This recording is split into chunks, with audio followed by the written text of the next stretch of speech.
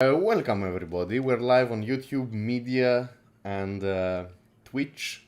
We're also recording, and we're also live on the Discord stage. The crowd might seem fragmented, but trust me, it's always sizable. Welcome, Alex. Thank you so much for being here. It's an honor. It's a pleasure. I consider you a friend, and I'm glad that you accepted. Thank you, Chris. Thank you for having me. And I mean, that's honestly the only MA I was looking forward to. So should be fun.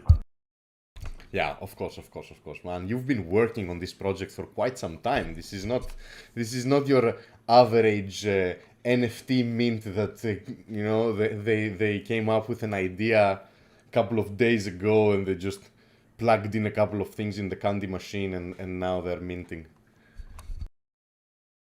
Yeah, it's been wild, for us, and I mean for the entire team for quite some time. I mean, the whole project itself started, I don't know, like in March, something like that. I mean, again, the NFT drop is just a part of a bigger, picture. So, we wanted to be like really deeply integrated into everything we do, and we wanted it to be a little bit different from things you usually see in the space. So yeah, it took us a lot of time to figure out, Yeah, tech let's sides. take it from the beginning. Let's take it from the beginning. Sure, Tell sure, us, sure, man. tell me where this project starts and how do you get involved with this? How did you come up with that? Tell me a little bit about you, a little bit about the team, and then we're gonna dive into details. Sure. Okay, so as for me, I've been working in IT and software development for around 17 years now. 10 years in game development, exclusively MMORPGs, basically. And so sometime like 5 6 years now, I don't know, in blockchain, different areas, crypto and enterprise.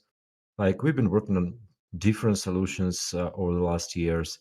That's how I met one of my co-founders, Urosh, who is our CTO as well now, um, because he's also been working with me on some other projects. But other than that, he's also a university professor for software development and computer science, like teaching computer networks, mobile development, and other things. And Martin, our third co-founder, he's like properly crypto native, right? He's really into this stuff. He understands it deeper than the rest of us, I guess. So there is kind of this, whole synergy between the three co-founders, and we have our dedicated areas. We know what our expertise is, and we just follow that. And we started it all in the beginning of the year. When we've been just talking about a lot of different things. And one of them obviously was the NFT space, because it was February or something like that when the entire craze really picked up, right? With I don't know, CryptoPunks suddenly hitting crazy numbers in sales, and then people going for I don't know, $60 million. Yeah, you're But talking on the wave, the Ethereum NFT craze. We're yeah, not. There is no NFT on Solana yet. There's like some yeah, shitty serum that- market created horrible NFTs that don't work. yeah, that was like prehistoric time for Solana, from this perspective. But that was pretty interesting still to like look at. And it's kind of been challenging as well, because you look at all those numbers and you're like, man, I want to participate. I want to be a part of that, but I have no idea how to do that. I mean, how do people even find out what to buy? Because obviously, like punks are, let's say, completely out of my price range potentially. So what do we do? How do we find those drops? How do we buy them, and so on? And then of course you have just like the general questions of asset management. I mean, we all know each other and we love each other, we trust each other, but to some extent. So we've been thinking about what we can do in general in this space, because we do really prefer to build products rather than just like trade here and there. So that's how we came up basically with the idea of the entire project. Um, So where we want. for those that are not prepared, tell us a little bit about the entire project, like how, like a few words. So then we dive on each part individually. Sure. Um, yeah. So the project itself basically turned out to be like a platform for NFT collectors, because we really wanted to approach it from this side, from the pain that we understood as well. Um, since, like, for collectors, there is pretty much nothing out there, right? You have a lot of marketplaces. I know people were going crazy about, yeah, we need to onboard all the creators out there onto the NFT bandwagon, and just create as much content as possible. And one of our things was like, let's try to build something for collectors as well, and for people who actually spend money. Uh, and that's been our idea and our pitch ever since. Like, we've been talking to a lot of collectors as well, again, back then mostly on Ethereum and so on. And that was the time when one of my friends was like, look at Solana, just have a look at Solana, you'd be amazed. And I was like, okay, I mean, sounds good, why not? So we did dive into Solana's ecosystem a little bit, mostly from the technical side first. And we were like, okay, there was this hackathon running at the time. So it was in May, something around that. They've been preparing the hackathon, announcing it, and so on. We're like, look, let's use this opportunity to actually, build something and see where it takes us. And so we did that. Um, we were one of the winners in this hackathon, as was Grape, right? And that's Yay! how. What great times, right? Yeah, exactly. Like, it feels like a lifetime ago. And that's how we met. Yeah, that was also amazing because Grape was our gateway into the actual, like, Solana community and the ecosystem and so on. It's been absolutely amazing to see what you guys are building and what you are doing, and, like, exactly, to on board properly into this, right? Because we've been a little bit isolated before this, but man, with Grape, it's just a completely different game. Ah So yeah. man, no, you're also the whole team. I've met a part of your team. You as well. You're all very capable at socializing lovely people.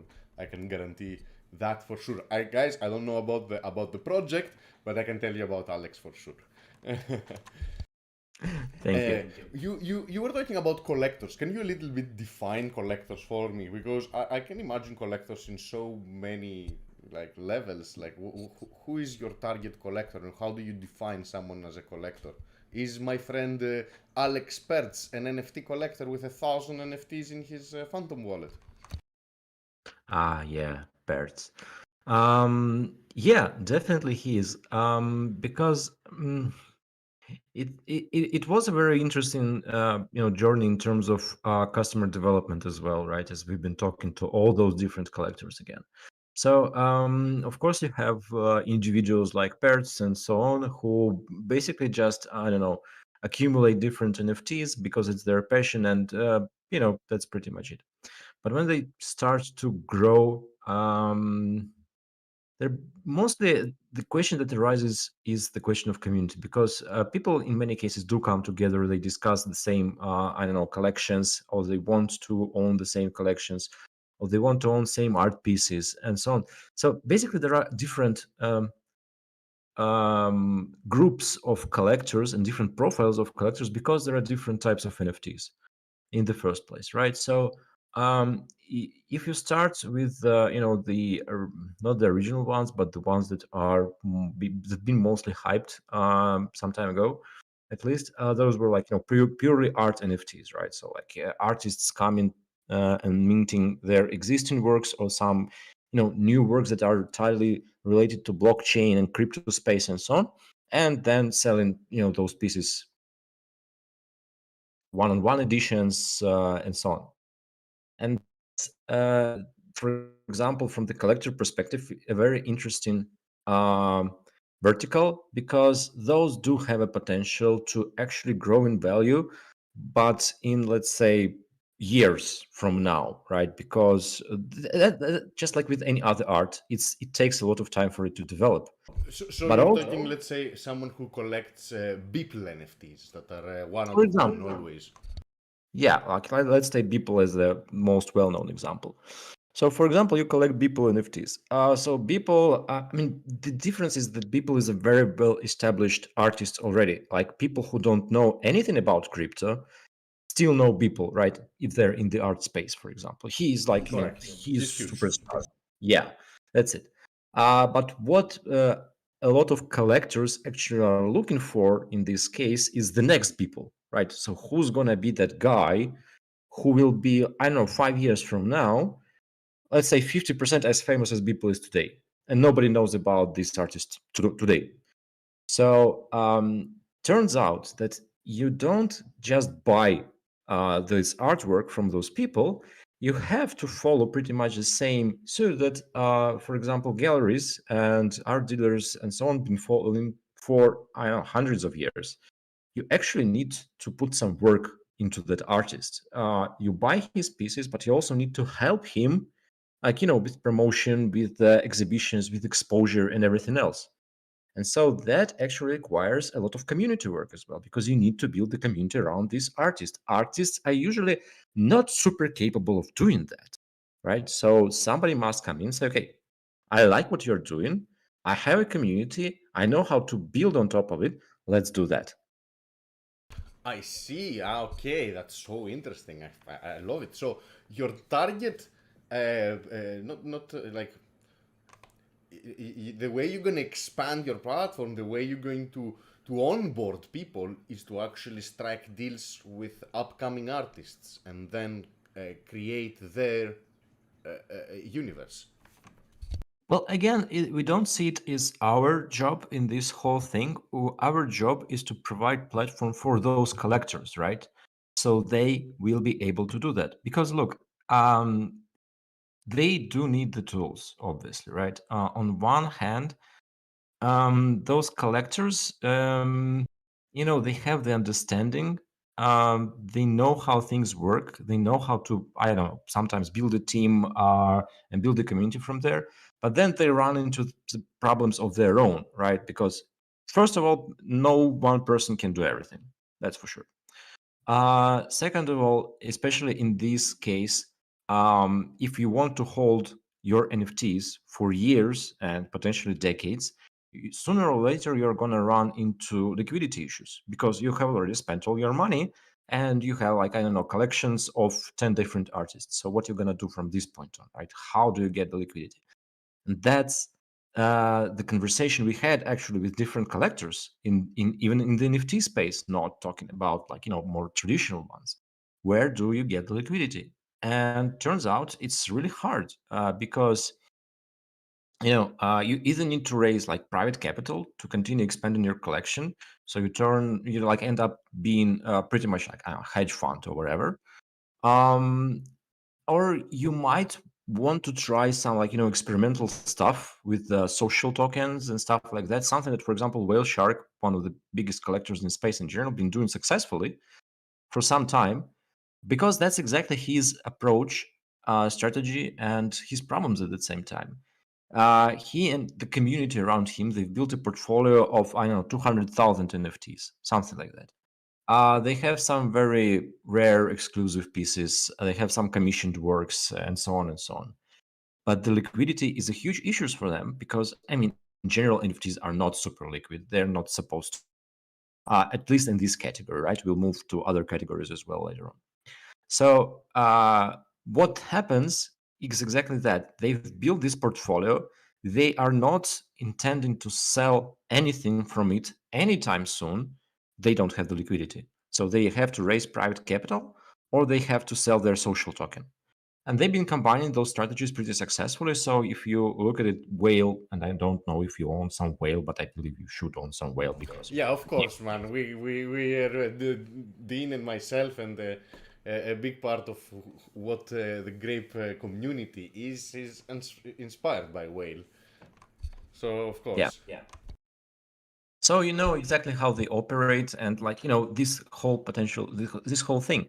So that's been quite interesting. Yeah, where the NFT portfolio backs the community and the actual market cap is the fact that they have those super rare NFTs.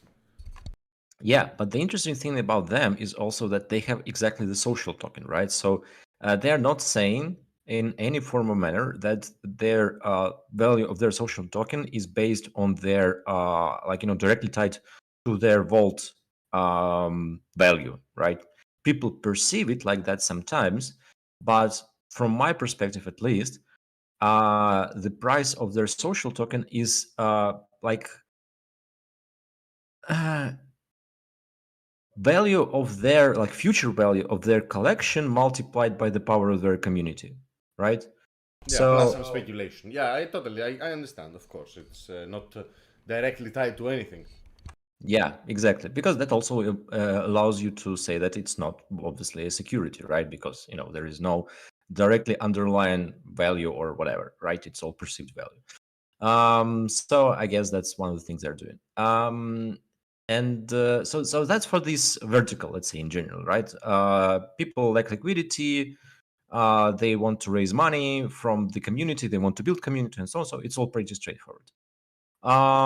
So the other thing, and that's the argument, you might want to make in the beginning, is that okay, but there are also all those people who are basically trading NFTs nonstop, right? Like flipping, and so on. So that's not there's not that much of a liquidity problem over there, because you buy and you sell in I don't know 1 day, 3 days, 7 days, something like that. So you're basically liquid all the time, which is true, but in this case it can be super capital intensive because you need to constantly, I don't know, jump into new mints, new collections. In the end of the day, if you want it really to grow, you will have to participate in those communities again, and so on and so on. So because it's again all built around communities. So again, this thing we want to build fits in pretty well.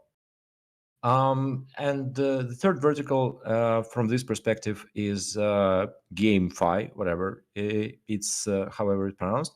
Again, where you own assets for in different games or in one game, and so on and so on. So again, it's all community based, obviously, because guilds and general communities, they have much more power and much more potential in games rather than individuals, and that's already happening organically, but again, tool set for that is quite limited. So we kind of put all those things together in our minds and we came up with this idea of clubs, basically. And clubs are essentially DAOs, right? So organizations on blockchain. What we are looking at differently than other projects building DAOs or in DAO tool sets is that we are obviously focusing on the ownership aspect, right? Because if you look at, for example, Grape, right? You are creating community tools, you are creating governance tools, you are creating basically everything around how does a community operate and how does it make decisions.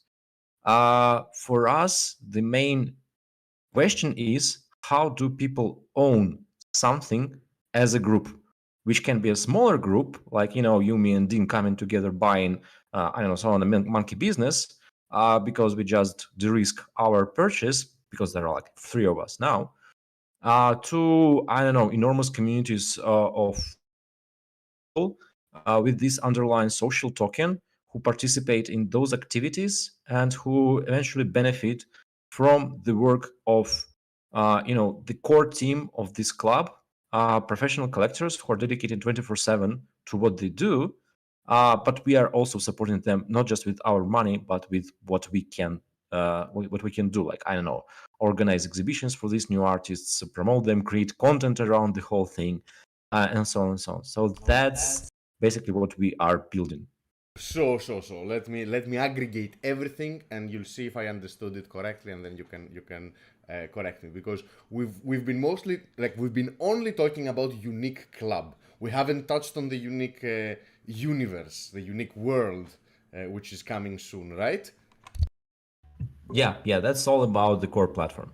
Okay, so you're building a platform which is going to cater to collectors and artists that are upcoming. You're going to cater to both. You're going to make a space for those people to actually organize and hunt whatever is that it tickles their artsy sensations. Also, you're going to provide solutions to owning those collections in a decentralized manner, in a fractionalized way, through a social token, which you will provide. Uh, is that right? And Well, also, you said games as well. yeah, we are not directly dealing with artists ourselves, obviously, but by transitivity of sorts, we do influence what they do as well. But yeah, like we are strictly focusing on collectors and everything they do, and how they operate. And you provide the solutions on owning something as a group. Yes, exactly. But like the thing is, it's owning something as a group without actual fractionalization, right? Because when you fractionalize something, there are like a lot of issues to that potentially, from the technological perspective, from I don't know, regulatory perspective, and even philosophical perspective. Here we say, okay, you can come to our platform and you can open a club.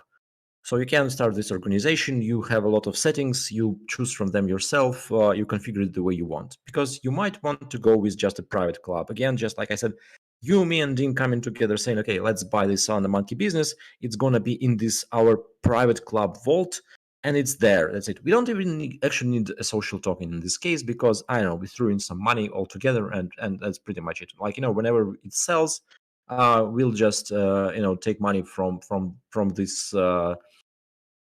From the cell distributed again among us, and that's it. It's easier to manage, but it's in our common Two vault. questions. I have two questions before you continue because they're related to what you're saying. Let's say we buy something and we own it collectively, me, you, and Dean. And is the who has the custody of the wallet? Is it like a wallet that belongs on the platform, the unique club platform, or is it? Well, it's created by the platform, but it doesn't mean the platform owns it in any way or manner. Like we I mean, control it who holds the together keys? as a group. Yeah, you program like smart contracts is holding the keys. Perfect, perfect. And Yeah. and So and the social coin you said you touched upon that you might need or you might not need. Is it a social token that only lives within the platform, within the club, or it can be traded outside as well? uh, that's where things get even more complex.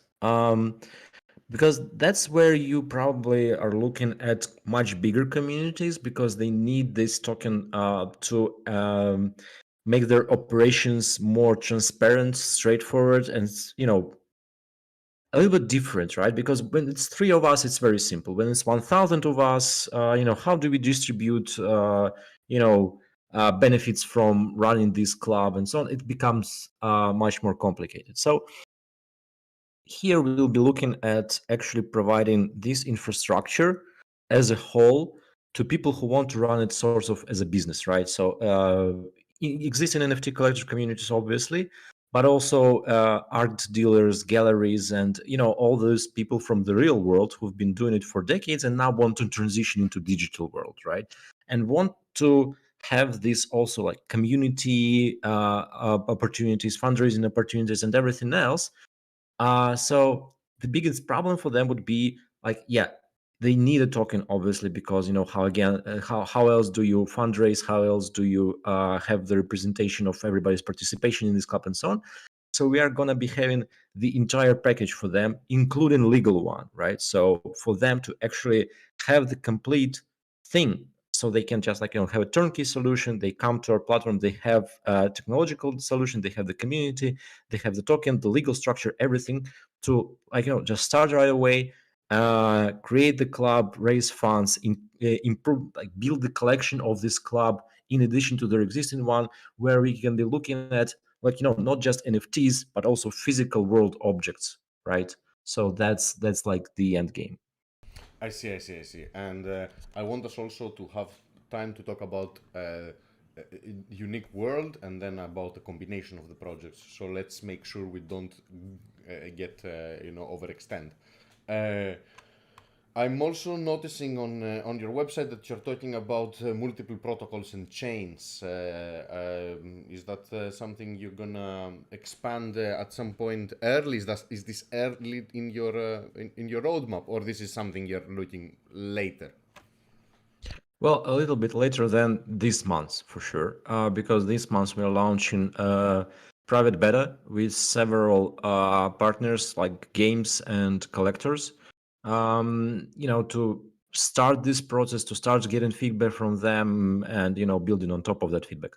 But we also have several partners we are working with to create this interoperability solution, because yeah, we're well aware that Solana's NFT space is booming, obviously, and there are a lot of them, but there are still a lot on Ethereum. There is Flow, there is Rocks, and a lot of other chains, even like specifically built for NFTs.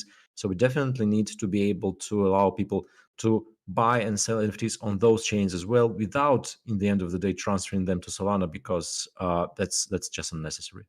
Can you leak any of those partnerships? Any names?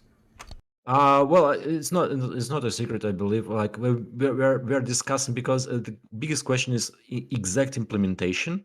So I guess the most interesting conversation we are having right now is with Taurus, because they have this like multi-chain, non-custody, like uh, key management, and that's exactly what we are looking for, right? So we've been talking with them. It seems totally doable with the frameworks they have already created. So they're in place, and it means that it will save us a lot of time and work, and we can actually produce something that will be perfectly usable. Awesome, awesome, awesome. Let's go to the unique world. Let's talk about the NFT mint, what's happening, and give us details on what, why, and when. And then I'll ask you the tough questions about utility, about profits going back to holders, and about the connection of the whole NFT collection with what we were talking on the first half of our AMA. How does Sure. that sound? Perfect. So UNQ World is something like what we haven't planned, and we'll start working on it next year. It's a game. It's a gamified interface in the first stage, where we want to give kind of utility to all NFTs, not just our own, let's say, where people can bring them in, and it's a strategy game, something like a mix of civilization and I don't know, different things. It's also location based. So a lot of those things going on. We definitely have a lot to figure out yet, but the core idea is to incentivize people to bring existing NFTs into our platform, because that's among other things definitely a funnel for our clubs and collectors to have exposure to a greater community and greater set of NFTs, and of course for to the exposure to people as well. But on the other hand, the whole play to earn mechanics will be built around incentives for people to create additional content around NFTs that club and collectors hold, right? Because that directly influences their value. So that's gonna be something. But like, yeah, it's a huge topic. I really don't think we will have time to dive deep into that. So moving on to the universe and the NFT collection that we are dropping on December 10. So Um, to help people understand, we spoke about the Unique Club, which is the main yeah, platform. We yeah, touched briefly upon the Unique World, which is the game you'll be developing next year, and now we're yeah. gonna talk about the Unique Universe, which is the NFT collections that dropping. Yes, on When December dropping? December when? 10. Woo! 10th. That's in 5 days. Yeah. So that's the collection where we wanted to be really blockchain native, because obviously that's something that is important, not just for us but for the general community as well. And we wanted to do it in a different manner as well, from the perspective of mint, right? So the NFTs themselves are based and and inspired by the Wolfram Physics project. So it's a mathematical and physical thing in the first place, right? But it also has a very interesting visual representation. So the idea of the Wolfram project is that everything in the universe can be defined by one rule that helps this thing evolve. So, like, you basically define I don't know, an atom of something, like of, I don't know, some element, and then you build from there. Like, you expand, like a crystal grows, for example, right? So you start from a dot and you expand, and that is how pretty much anything in the universe can be created if you know the correct rule. So we have picked a number of rules um, from those that exist and from those that have been developed throughout, I don't know, decades. Um, we have implemented them. We have put them obviously on chain and so on, and basically through that we have created like evolving NFTs. So their evolution is tied to two things: time, which in this case is Solana Epoch, and to trades, because we really think that secondary market should be incentivized, not the opposite, not disincentivized. And so based on Solana epochs and based on trades this NFT went through, it gets evolution points. And when you apply those evolution points, your NFT evolves. Basically, it becomes bigger and bigger, like crystal grows from some perspective. Yeah, And for those that can't understand or can't visualize what you're talking about, I think you have an awesome representation on the website Unique yeah, Universe, UNQUniverse.com, where you can select the common, the rare, the epic, and the legendary NFT, and then you can just press play, and you'll see this, like every little part that's added. That's a point. One of those yeah, points you've been talking about that you can gain either from sales, either from time. yes, exactly. So that's just one of the examples, but we have 50 rules, different ones. So all those going to be looking differently. And in the end of the day, because it depends on the owner of the NFT, from that thing alone, everybody will have eventually, like, differently looking NFTs at some stages, because everybody's going to be in a different stage. But also the other thing that we are adding there, and that will be constantly adding, because those rules are kind of limiting us in terms of, I don't know, rarity and traits and so on.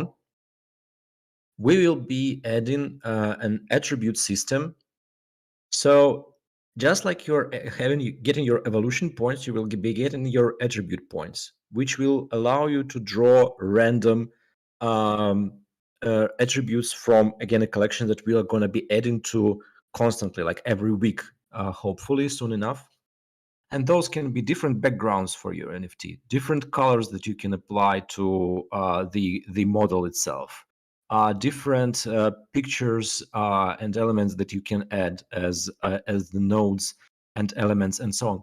So basically, you'll be able to improve and customize your own NFT as you accumulate those different attributes, and those will have rarities in the first place. So rarity of the NFT itself basically defines your chances to get different attributes. So you build from there, and it's a constant process basically for you. We'll be adding obviously some fundamental things first, and then, like, event-based, partnership-based, and so on. So there's going to be definitely, well, like, Grape elements is one of the first ones for people to play with. It looks first of all, it looks super awesome. How does it work? Why if the NFT is more common, it has more rules? What does it do visually if it has less rules? Is it more uniform? Is it less random? How does it work? No. Again, when it comes to rarity of the NFT itself, visually, again, we have like I don't remember the numbers even exactly right now, but I believe we have like 25 commons, 13 or 12 rares, then some epic and legendaries, right? So from this perspective, there is just a smaller number of NFTs in each category. But in general, like, when you're drawing these attributes, additional colors, backgrounds, and so on, the more rare your NFT is, the higher are your chances to draw a rare attribute to it. And that's the fundamentals. So visually, again, we are going to be revealing, the exact look of the entire collection during the next week. So, you can follow that, because so far we've shown like one or two, but we're going to be showcasing like all of them. Ooh, so what I'm looking at the website is not what we're gonna get. Yeah, that's just one. Wow. Okay. Pretty awesome. Pretty awesome. And the roles are like the possible ways it can branch, right? Yes, exactly. Man, looks awesome. It looks awesome. And this evolution, it means that on chain you're gonna have to actually do a transaction to change the metadata of the NFT. Yes. Is there any other NFT project that has done that, at least in Solana, so far? None that we, because I mean, there's been that had some sort of evolution and change to them. Mostly, I don't know, like breeding and similar mechanics. This is something a little bit different, but what I can say is that we are definitely gonna be open sourcing the whole thing, in order for people to be able to improve on top of it, build on top of it. We are going to be supporting also artists that want to apply this evolutionary mechanic to their artwork, and basically that's one of the things that again probably will take us to the next topic. One of the utilities is that through such collaborations we'll be creating exclusive drops also for our community. Is this this looks like something which is not really compatible with your classic candy machine projects. Is this going to be easy for people to list in secondary markets? It's compatible. We are following the standard completely, because again, we think that secondary market is super important, not just for us or our community, but for the industry in general, right? That's the core idea of our project and the platform itself, right? The secondary market and participation of people should increase and should grow constantly. We shouldn't be artificially limiting secondary market.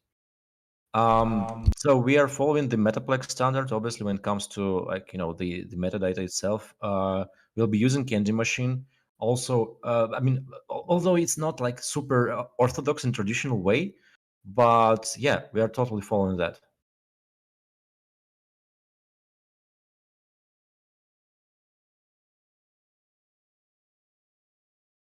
Will someone be able to undo something in their NFT?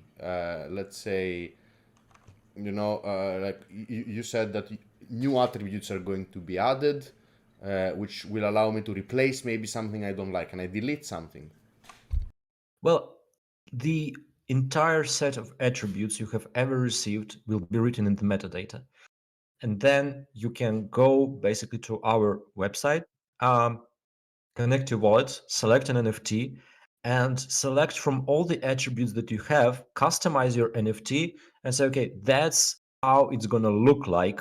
But, you know, if somebody buys it from you and he wants to change the appearance because like he wants some other picture or color or background or something like that, he will be able to customize it again from this entire set of attributes and have a different representation. But again, anybody will be able to see what are the available attributes to each NFT and what it can look like. So that's where all the attributes will have rarity. They will have limited editions. For example, like we're only dropping 10 grape related attributes where you can replace every node on the NFT with grapes, for example, right? And that's going to be like super rare. Wow, that sounds super awesome. I hope I mint that. Um, tell me a little bit now about how are you aiming the minting procedure? Are you gonna do a fair launch? How am I going to be able to get one of those on the 10th of December? Yeah, so here we tried to, I don't know, invent our own approach as well to the whole fairness. So we really wanted it to be like, community based and to give value to also existing projects on Solana, because we are working with so many of them, including Grape, for example, right? So what we decided to do is that if you have certain ecosystem tokens, like of course if you have Sol in the first place, but if you have Grape, for example, or if you have SLIDA, Ray, SRM, and so on, you can come to our website. Based on the amount of those tokens that you hold from those partners, you can claim neutrino tokens. And what a neutrino token is essentially is a lottery ticket. So when the neutrino distribution period ends, and that's today, it's like in 2 hours or even So for less. those listening, go to uniqueuniverse.com Yeah, and click on the dashboard, click on the lottery, go check if you have any neutrinos to claim, if you were holding Grape, Sol, what's called Solrise, Solanium, Bonfida, Radium, Serum, Samo. What else am I missing? You have a radium and and serum. You have the whole list on the website. It's like 8 or 9 tokens. What's CIS? What's CYS? C plus Ah, one. yeah, Cyclos. Okay, okay, Yeah, okay. Yeah, beautiful. If you ever held any of those tokens in your wallet, uh, I assume you were getting snapshots periodically. You can go check we and claim your tokens. we were making snapshots once per epoch. So you claim also based on each epoch balance of your wallet. So um, that's how we've been doing it, because again we are tying everything to Solana epochs. Um, so this is the first stage. We call it the Dark Ages, and it ends today. It ends very soon. So make sure to claim your tokens. For now, we have over 32,000 people who have claimed their neutrino, who are neutrino holders. So once this is over, people won't be able to connect their wallet, and that's it. They can still claim neutrino for the next 24 hours. Then we move on to actual minting key distribution. Minting keys, in our case, are called dark matter, and there are 10,000 of those in total. But also we've been doing a lot with our partners. We're doing a lot of giveaways where we are also providing dark matters and so on. So some amount is going to go there, and the rest is going to be distributed between neutrino token holders, and that's going to be based basically, the more you have, the more chances you have to receive the dark matter and to actually obtain a chance to mint the NFT. So, So so, we so, so. Let me understand, man. You have so many stages. So, I got my neutrino tokens. I understand. Let me see. Lots of zeros. I have like 1.3 million neutrinos. On the 10th of December, I'll log in on the dashboard and I'll see if I won any dark matter lottery tickets. Right? yes, basically you'll be able to see it on 7th. You will also be able to see it in your wallet, because neutrino is a normal token and dark matter is a normal token, although with 0 decimals, right? And those tokens basically are also, because they're not, tied to anything. You can trade them, you can exchange them, you can distribute them to multiple wallets, like whatever you want to do. So if you have dark matter on 10th of December, you will be able to mint the Universe NFT. And so how it works? Will I need to pair it with any coin? Do I need with just my dark matter? I can just go mint, or do I need to pay anything? You'll need to pay some Sol, obviously. We'll be revealing the exact price in the next few days. Give me a ballpark. Like, are we seeing 8 Solana per mint? No, no, no, no, no. We are definitely going with the lower range, because again, we want this to be kind of accessible, and also just like for people to have actually this incentive to participate in the secondary market, because that's where we get excited, to grow the community through that, and to see where it takes us. Is there any limit on the dark matters I have on my wallet? Can I mint as many as I want? Any Basically, limitations on the mint? yeah, you can mint up to 5 per address, and that's it. So basically, you receive your dark matter, and in the first 48 hours of the mint, only people who have dark matter can mint up to 5 NFTs per address.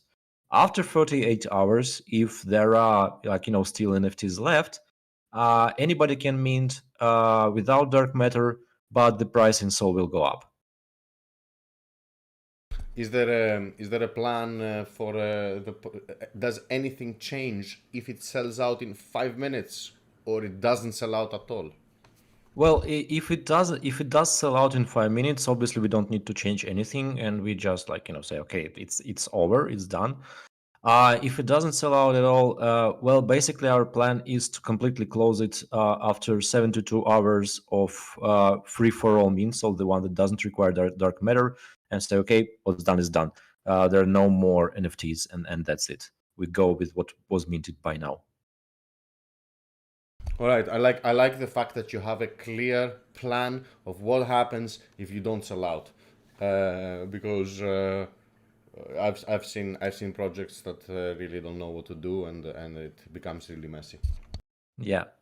But also, when it comes to this whole, because we're, like I said, we wanted to be the whole mint very community oriented and focused, and it's obviously something that is happening. So we decided that we want to provide utility not just for NFT holders, but also for people who hold those tokens from the whole minting process. Because, like you said, it's complex. There are many steps. But it kind of helped us, build this community. Like I'm saying, we have over 32,000 holders of Neutrino. So we So have because we have three layers. We have the neutrinos, we have the dark matter, and then we have the actual NFT. yeah. So what we are thinking and what we will for sure be doing, and that's the first time we say it in public, with the help of Grape, obviously, we'll be creating a DAO, basically, that will be based on all those things. So every holder of Neutrino tokens who has over 1,000 Neutrino tokens, which is relatively small amount given that I don't know, there are 45 billion now in circulation, will be able to participate in the DAO in our Discord at the first stage, and then on the platform itself at the second stage. Once we introduce public clubs, the club that is for Neutrino and dark matter and NFT holders will be the first one. So that's going to be exclusive access to it. So And this is going to be a DAO that will allow you to access it if you hold neutrinos or dark matter or the NFT. that's correct. Okay, lots of people will be joining then. Yeah. And other than I understand that what will this DAO govern? Will it govern the is there a treasury? Is there any way of actually getting value into the DAO? What's for the person? What's in for the person that will decide to get into the DAO? Yeah, so definitely one of the things we'll be looking for, again, it's going to be the first public club on the platform ever. So it's going to benefit from everything related to public clubs first, before anybody else. And that includes, I don't know, participation rewards, staking rewards, and stuff like that. So the other thing that we're definitely looking into here. Sorry, I have to stop you. What staking rewards? Participation uh, rewards? What will I stake? So let's say I am holding now. My wallet has like plenty of neutrinos. Soon it's going to have dark matter, and soon later it's going to have an NFT. What do I stake and where? Well, you're going to have even more stuff because you're going to have also the UNQ token, right? Which is also going into the circulation pretty soon, and that's the platform. Did we speak about that already? Wait, I'm No, so no, confused. no, no. Okay. So nice, beautiful. So by owning those, I'm also participating in the unique club distribution. Yeah, that's definitely one of the things. We are also, I mean, on the website you can see the whole list of utilities for NFTs themselves, which include, I believe, also IDO participation. So some people will get whitelisted for the IDO from those who are holding the NFT. But yeah, again, the full list is out there. It's pretty big. It's pretty interesting. So again, I encourage you all to go check it out. And if you feel like that's uh, something good, connect your wallet, claim your neutrinos, and see if you're lucky to get that dark matter. Because even if you don't mint, there is a lot of utility for everything else down the road. And yeah, when it comes to the platform itself, the UNQ Club, we are launching our IDO. It begins on 16th of December, I believe. We are running it on Selenium and Chain Boost, and then we are listing on Mexi and Gate. Nice. Good partners. And how much? Wait. So we don't confuse things here, because these are unique club tokens, right? Yes. That you are IDOing. So on Yes. the 10th, we're gonna do the NFTs, and if someone is actually getting some NFTs, they might get whitelisted for the sale that's happening on Solanium 1 week later. Yes. So basically, what's Interesting. happening? Like, yeah, let me like lay out one more time the entire timeline for the next 2 weeks basically. So today we are stopping the neutrino lottery in terms like you cannot connect to the lottery anymore. You can only claim for the next 24 hours if you just haven't claimed something yet. On the 7th of December, we are distributing dark matter to all the people who got it from giveaways and contests and everything else, plus to all the neutrino holders based on this lottery system. On the 10th of December, we are launching the first phase of minting, which means you need dark matter and you need some soul, and the limitation is 5 NFTs per account per wallet.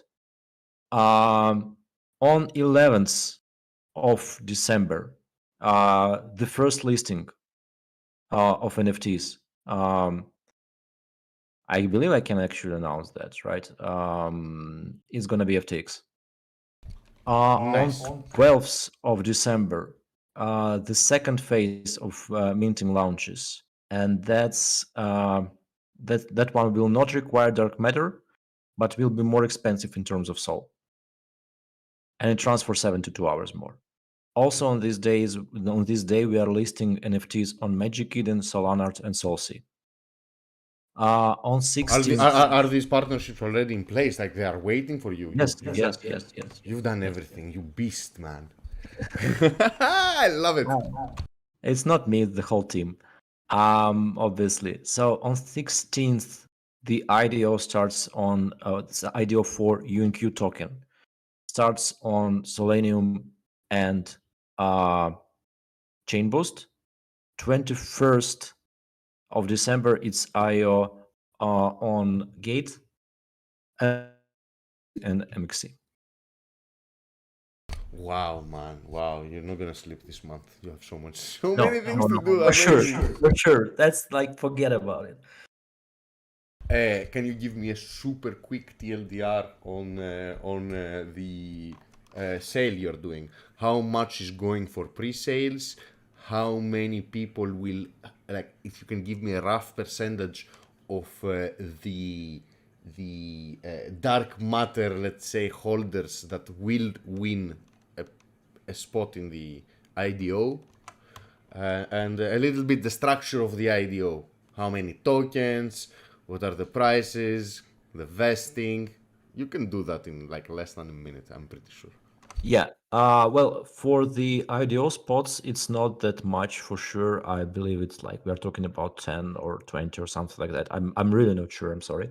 Um, but like because everything is happening anyway on Selenium and Chain Boost, so you'll need to follow their rules in terms of allocation as well, right? Because it's on them. They have their own playbook. So Um, you when you mean IDO whitelist lottery, you mean that I'll be needing also to stake Slim on the yes. Selenium to win. It doesn't mean that just because I'm holding the neutrinos or the NFTs No, that I get a place in the IDO. no, No. no. Okay. We are gonna be giving whitelists for IDO to a limited number of people who hold NFTs. That's it. So like I know 20 people who have NFT will get whitelisted without those requirements. Okay. Not 20% of people, 20 people. Okay, I get it. Yeah, Perfect. like a very small number. Um, so that's one of the things. And as for the oh my god, I'm trying to remember because it's not I'm not the one who is like taking care of the IDOs themselves, but I believe the total allocation that we have for the whole IDO is $450,000 split between those two launch pads. And the allocation, I believe, per person, again, it And, depends, and, but and in order to raise those 450k, how much coin are you giving out? What percentage of the uh, total mint? it's I believe 1.7%, and the public price is 5.3 cent, and it's very low in terms of like the difference between for example strategic or whatever and the public price. So we really want to everybody to participate and to stay with us for a long time. Awesome. And so you're gonna be raising 450k from that. And is there any? You're gonna also be raising, I assume, the Solana you'll be raising from the NFT mint is also going to fund that project, right? The Unique Club, which is Yes, the big umbrella. yes, it's all going like towards the development, obviously, of all those things that we've been discussing today, right? Because there is a platform, there are a lot of plans for the platform itself, as you could hear. We need to build a lot of things, obviously, not just technically, but business development wise, marketing wise, and so on. For the world game, it's a completely different, it's completely different thing from one perspective, but there are a lot of resources required for that as well. And we will be constantly working on the NFTs, right? So we are dropping them, but that doesn't mean we drop the ball. We will continue to creating those new elements, new attributes, and new value and new utilities for those NFTs constantly. But the plan is just to have a separate dedicated team that will be focusing on the NFTs alone on to constantly provide this value. Any other private partners, venture capitals, angels, any other funds that you've gathered or you're planning to gather? Or you've Well, put aside part of your allocation in order to raise? we finished this part completely. So the like I say institutional fundraise, it's totally done. So we are announcing those investors one by one on our Twitter. So if you are interested, yeah, you can check on that. We call it like UNQ Investor Reveal, something like that. And yeah, we are really happy with who we got on board so far. Been having seen a tremendous support from everybody, so that's really exciting. But again, the reason it is possible is because it's all like Solana ecosystem, at least to a big extent, and the people, including the investors in this field, are just tremendous. Could you give me some names and also, man, you can always say, hey, I can't say this information, or you can tell me to stop asking you these embarrassing questions. But I will go on and ask. Any names of those private investors that you can tell me, at least the ones you've already released, and the size of the raise? Yeah, so we have released at least, I believe, Skyvision, obviously, which again is super important for us because they're not just our investors. They also are our partners in terms like of what I said regarding the public clubs, right? When we want to provide them with the whole legal package for establishing those public clubs and fundraising and everything else, that's what we'll be working on with Sky Vision, who are like, the best in this area in crypto space, like, all things legal. So that's what we are really like. I believe that's one of those we are mostly excited about. And for everything else, yeah, I mean, we are slowly revealing them one by one. So just like, follow the Twitter and you'll see it all there. So yeah. The size of the raise? Size. No, we went with a really small. I believe it was. It's pretty much publicly available. So the whole raise was like 3 million. What do you mean small, man? 3 million is 3 million, you crazy. Oh no, come on. I mean, Yeah, you I mean, didn't go down the greedy path, man, of raising $72 million to to have plutocracy rights and never work on anything. But yeah, 3 million, man, come on. It's good. no, And it's it's 3 totally million good. plus, it's 3 million plus 450K from the platform plus the Solana from 10,000 NFTs. And yeah, that's good money, man, for you to work and build amazing things. Super bullish. Yeah. But like, the one of the reasons is that we really wanted to balance everything out. We didn't want to raise much from the like, from VCs and everything else. And we wanted to have this NFT mint as a separate thing because in the end of the day, we believe it's going to benefit everybody. If we don't like, oversell during, I don't know, public sale or whatever, that's going to help keep the whole token price action more healthy, right? And the same for NFTs. So like, they are deeply interconnected, but they are separate. So, there is not so much room to dump stuff, right? And that was one of our goals, especially like, when it comes to the community. Let me do a recap here on the NFT side of things. The holder of the NFT, the buyer, the one that is going to actually find their neutrinos or buy the neutrinos from the open market, and then will decide to pair it up with some sol and mint this ever evolving NFT. He will get access to the first public club on the unique club platform, and will get perks on the unique world, which is the game you will be actually releasing. Additionally, he will have access to the community, and she will be able to participate in the DAO. Am I missing anything? Yeah, like man, we missed a lot of things obviously, but that's on me. Not just because I wasn't able to talk about everything, but because we made and planned so many things. It's, I guess, impossible to cover in any uh kind of No, AMA. I would just want us to lay out very specifically the benefits of someone holding one of the NFTs that Unique Club is minting, the Unique Universe. Yeah, I just want this to be very clear on the viewers. I see people asking on the various platforms. Lots of people are watching, so I don't want any of those to come out from this with questions like such sure. important questions. Let me go to the website, open those utilities just to make sure we don't miss anything. Um, hmm. Because there is no royalties distribution, since we're talking about No. FTX, and Yes. this is not a guaranteed spot in the IDO, just Yes. like Genesis Go NFTs were or are promising in there. So this is a different thing. It might because the utilities on the website, because I have them on stream, like it says a small number of holders will receive complimentary. This kind of feels a little bit Genesis Go, but no, this is a very small number. Yes, exactly.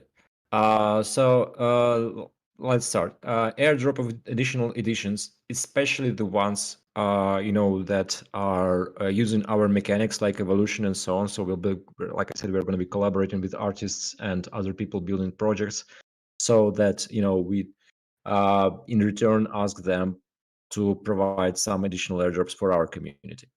Also, that's going to be, there are some. That's one of the aspects to the DAO as well. For example, so we are going to be dropping some of NFTs that we purchase or acquire in some sort of manner to this DAO, and then people will be able to participate in an auction.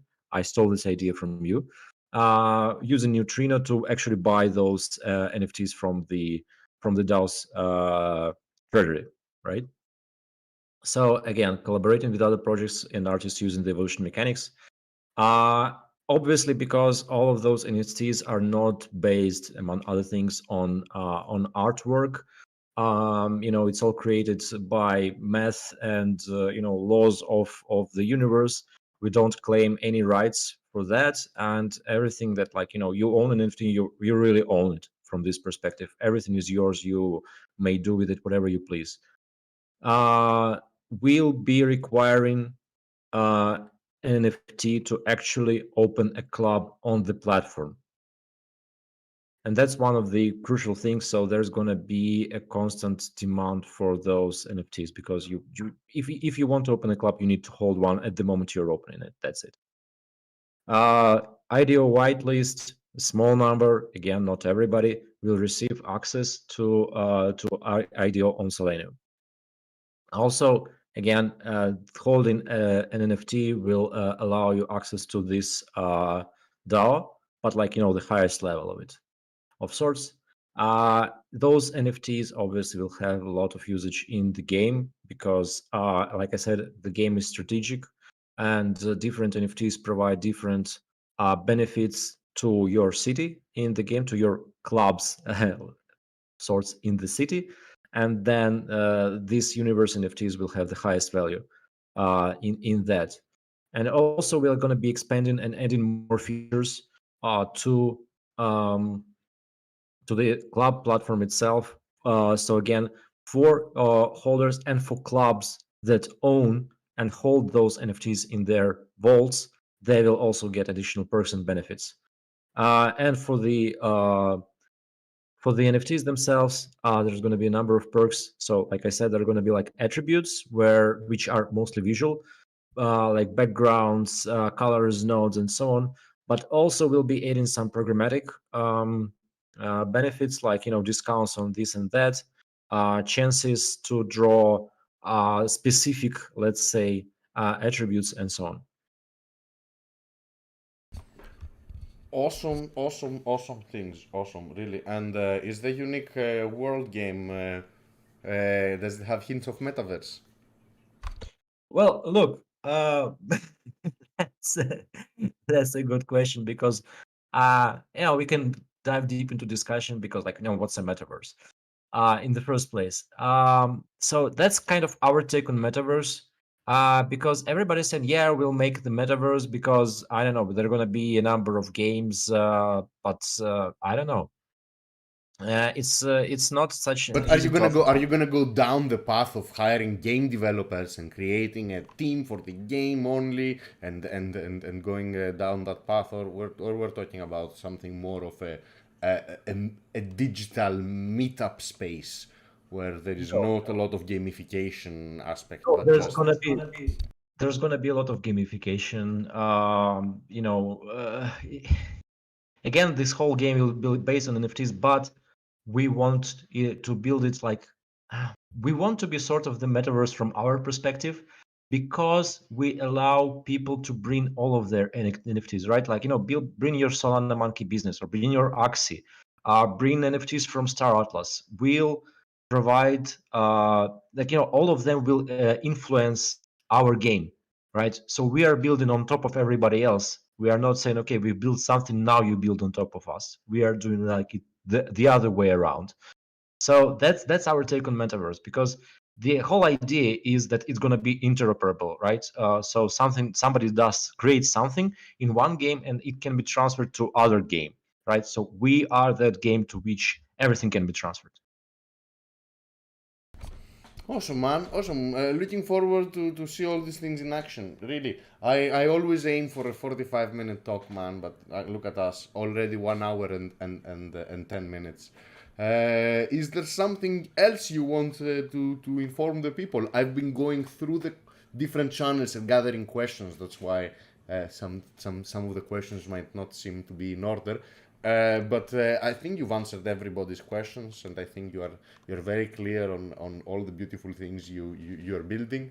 And if there is something else you want to tell the world, over 100 people watching us live, I think now it's the best time. Um, yeah, I'm in the first place, I want to say I'm really grateful for this opportunity to be a part of the community, like, in general, in crypto and in Solana, and particularly in Grape, because again, that's definitely the best place to be. We are really excited about what we are building. Like you said, we are not going to be sleeping much over the next month, but in the end of the day, that's the beauty of it. That's the thrill of it. Like again, majority of our team is really experienced. We are not doing that for the first time, but I don't remember feeling so happy and positive about a project I'm working on for years, honestly. So this is something that really drives me, and not just me, the entire team. And yeah, I mean, looking forward to releasing all those things. Like I said, we're also going to be releasing a lot of things to the open source. So if somebody wants to build on top what we have discussed today, feel contact me. We'll be more than happy to help. Like the lottery system itself, the OTC desk, which is basically an escrow, but with interface and everything that you can like plug your own tokens or whatever tokens you want and just go forward and use it. The evolution mechanics and many more things in the future. So things that we believe are useful to other people, we're going to be releasing in open source, definitely for everybody to use and to continue building on top of it. So that's what I love again about Solana. Solana is inspiring us to do that, and the beautiful community on Solana. And I want to add on all these things that the team is not anonymous. You're super eponymous. You represented in the Solana meetup in Breakpoint, and you are proud of what you're building. And I really got this energy from you. So I love that, and I'm looking forward to all the beautiful things that you're gonna be releasing. Thank you, man. Again, thank you so much for being here. Thank you to all the people in the audience. Honestly, guys, we're always going for those 30-minute conversation. They end up going for 1.5 hours just because the guests are interesting, their projects are interesting, and yeah, we're having a good time. So thanks again. Don't forget, go to unique.club, go check the website, go to the universe and check the dashboards, claim your neutrinos, and don't miss this opportunity. It's last day. Alex, thank you so much, man, and I hope we meet again in one of those hacker houses that are being arranged around the world. Yeah, for sure. We are thinking to open one in Belgrade soon enough, so you're always welcome to visit us as well. And I will visit for sure. How many projects, Solana projects from Belgrade? It's Solrise as well. It's 4 right now. So us, SolC/AllArt, Solrise, and Streamflow. We're Wow, on. and they're all awesome teams. Like I've been hanging out with all of them, and they're all awesome teams. Yeah, definitely joining that part in Belgrade. Cool. See you there. Thank you, everybody. I'll be closing the stage. I'll be ending the stream, and for more info, bug me or Alex or anybody in the Grape Discord or in the Unique Discord, and we'll see each other again on Tuesday. What is it? 7:30 UTC on twitch.tv/SwalesFriend. Thank you so much, internet friends. I love you all. Stay profitable. Stay green. Don't get shaken.